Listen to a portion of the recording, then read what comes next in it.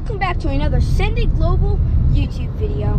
Today we are going to be going over 2 mountain biking old school trails in northwest Arkansas near the Siloam Springs.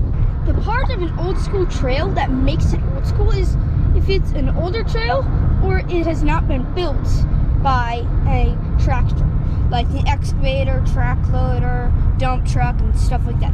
So if it was like raw, hand cut 100%, and it's an older trail, that is what makes a mountain biking trail an old school trail.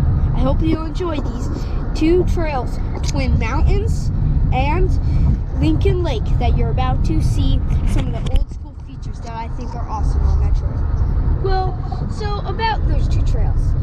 Twin Mountains actually has been tampered with a little bit since recently when we've had new tractors, but when it was first built there was no machine built, but now there's a real rock features that they had to use machines for.